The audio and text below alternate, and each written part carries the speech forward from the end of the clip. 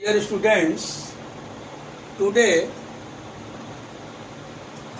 my topic of teaching is isomerism in complexes.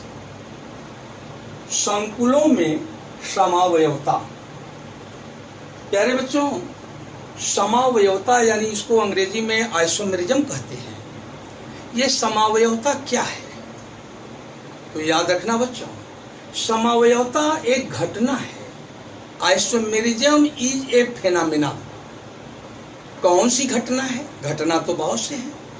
प्यारे बच्चों, आपने ऑर्गेनिक कंपाउंड में पढ़ा होगा C2H6O। बच्चों, ये मॉलिक्यूलर फार्मूला है। ये मॉलिक्यूलर फार्मूला एक नहीं दो कंपाउंड के हैं। एक है C2H5OH और दूसरा है CH3OCH3। ध्यान दें बच्चों, यदि इसका कार्बन देखें तो 2 कार्बन, इसमें हाइड्रोजन 5 and 1 6, ऑक्सीजन 1। तो इसका मॉलिक्यूलर फार्मूला यही हुआ इसका। और बच्चों इसको भी देखें, CC 2 कार्बन, H3 H6O, इसका भी मॉलिक्यूलर फार्मूला बच्चों यही है।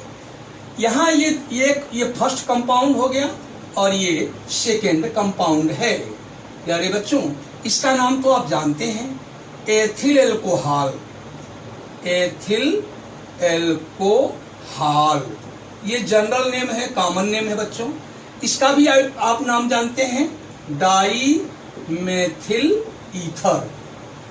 प्यारे बच्चों, अब जरा ध्यान दीजिए हमारी बात पर। ये दो हमारे पास कंपाउंड हैं, यौगिक हैं, और दोनों कंपाउंड अलग अलग हैं। इसमें हाइड्रोक्सिल ग्रुप है, इसमें ईथर ग्रुप है। तो क्या प्यारे बच्चों, इसका गुण और इसका गुण कभी मिलेगा? क्या इसके फिजिकल प्रॉपर्टी समान होंगे?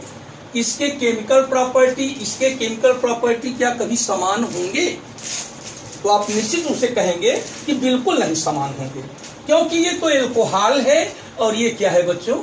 ईथर है। ये दोनों अलग अलग यौगिक हैं। तो प्यारे बच्चों, जब ये अलग अलग यौगिक हैं तो इन्हीं दोनों को क्या कहेंगे? ये दोनों बच्चों एक दूसरे के क्या हैं? समावयवी हैं, आइसोमर्स हैं। यानी ethyl alcohol is isomer of dimethyl ether and dimethyl ether is isomer of ethyl alcohol। तो प्यारे बच्चों, ये जो समावयवता शब्द है, समावयवता, इसका मतलब आप समझ रहे होंगे, सम अवयव। ध्यान देना, इसमें और इसमें जो कार्बन है, हाइड्रोजन है, ऑक्सीजन है, उसकी संख्या समान है। सम माने समान, समान अवयव हैं, लेकिन इनके गुण अलग अलग हैं। तो समावयवता किसे कहते हैं बच्चों?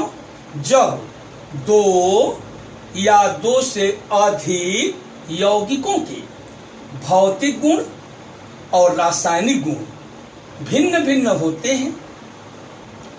जब दो या दो से अधिक यौगिकों के अणुसूत्र समान होते हैं, मॉलिक्यूलर फार्मूला माने अणुसूत्र समान होते हैं, किंतु उनके भौतिक और रासायनिक गुण क्या होते हैं बच्चों?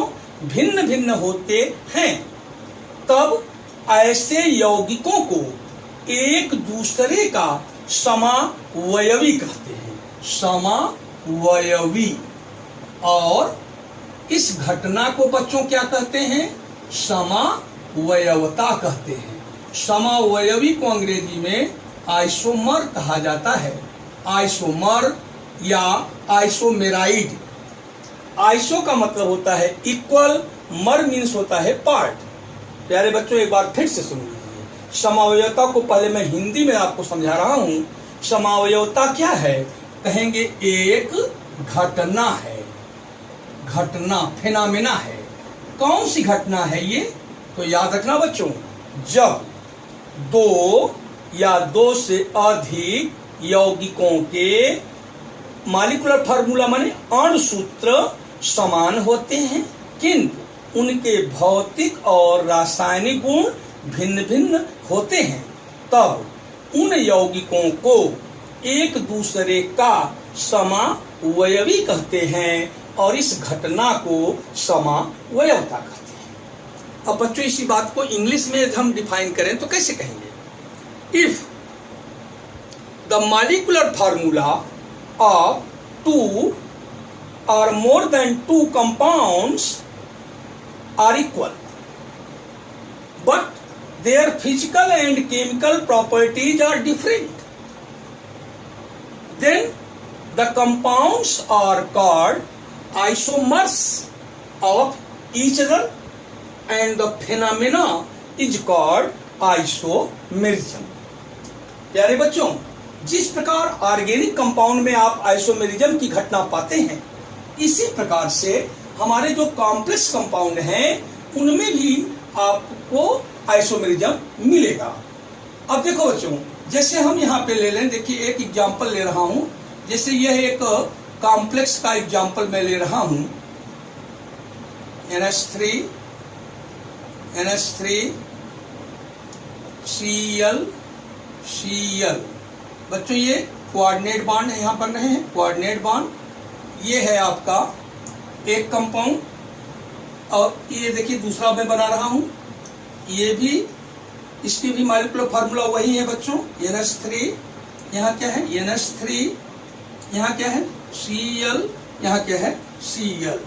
प्यारे बच्चों आप ध्यान गौर करें, ये और ये फर्स्ट है कंपाउंड, ये सेकेंड कंपाउंड है। दोनों के यदि आप मॉलिक्यूलर फार्मूला देखें तो मॉलिक्यूलर फार्मूला बच्चों तो यही ना होगा, PTNH3 taken twice, Cl taken twice. बच्चों this is a complex compound. अब बच्चों ध्यान से देखो, इस कॉम्प्लेक्स को देखो, इस कॉम्प्लेक्स को देखो, मॉलिक्यूलर फार्मूला सेम है, मॉलिक्यूलर फार्मूला दोनों के क्या है सेम है, लेकिन बच्चों इसमें NH3 प्लेटिनम के लेफ्ट हैंड साइड में है, इसमें Cl राइट हैंड साइड में है, यानी सेम साइड में है।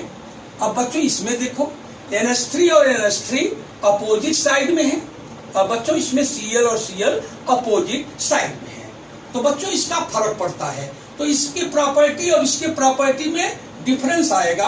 प्यारे बच्चों ये भी आइसोमर है, ये भी आइसोमर है, इसको कहेंगे सिस आइसोमर, CIS। बच्चों इसको क्या कहेंगे? Trans isomer. Cis Latin word है, इसका मीनिंग होता है equal ligands, if equal ligands are present on the same side, तो then the isomer is called cis isomer. If the equal ligands are present on the opposite side of the central metal atom, then the isomer is called trans isomer. तो प्यारे बच्चों आज इतना ही बताएंगे, कल हम इसके आगे की चीज आपको बताएंगे कि ये टाइप्स ऑफ आइसोमेरिज्म कितनी है।